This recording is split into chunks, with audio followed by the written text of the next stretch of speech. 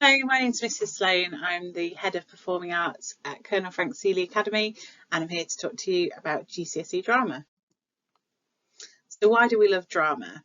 Well, as you'll know from Key Stage 3 lessons, drama is all about being creative and self-expression, working with other people and exploring the world around us. So looking at kind of different cultures and different social situations and things that we might not have come across in our own lives. It's about really understanding the world creatively. And there are so many transferable skills in drama that we can transfer to all of our other subjects that can benefit all of our other GCSE options as well. Things like working as part of a group for performances, verbal and written communication.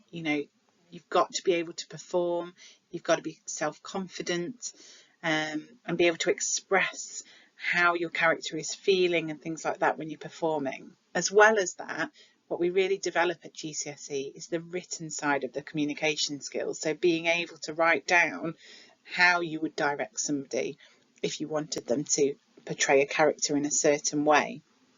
Problem solving, time management is key, especially at GCSE level where you have set tasks to do over a certain amount of time, devising your own drama, as well as learning scripts. Research skills. So when you're playing a character from a script, for example, you'll need to research that character, that time that they're living in, their social situation, perhaps the playwright and things like that as well. People management. So if you decide to take on the role of a director, which you can do, that's something that's really key, being able to work with other people and direct other people in your group. Presentation skills, like we said, being self-confident, being able to stand up and present a performance to other people.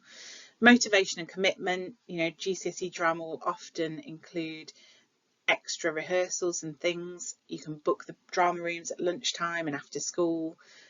And people will know if they've been involved in the school shows before, a lot of extra rehearsal is often involved in drama.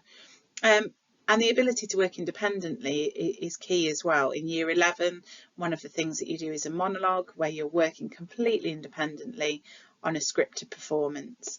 So you need that motivation, that drive to be able to do that. So what will you study for GCSE drama? The course is split into three main areas. A devised piece, which you do as a group, scripted performances and a set text analysis. So the group devising is something that we start in year 10 that runs over into year 11. And that's where you're given a stimulus and you have to create a piece of drama based upon that within your group. Group sizes can vary from 3 to 7 people in a group.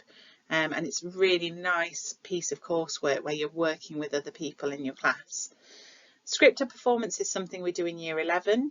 There are 2 scripts, 2 extracts that you need to learn, and you can choose to do this either as a monologue if you want to do it independently, a duologue with somebody else, or as a small group, or any combination of those really.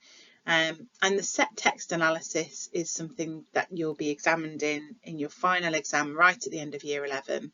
And the set text that we study is The Crucible by Arthur Miller. So you really get to know that play and the characters and sort of the context of it all. So how will you be taught? Lessons at GCSE drama level are split into practical and theory lessons. So it is nice, if you choose GCSE drama as an option, to have those practical lessons on your timetable each week to mix things up a little bit with lessons that are perhaps a little bit more on the written side. So in practical lessons, it's about developing your drama skills through exploring the set text, The Crucible and others.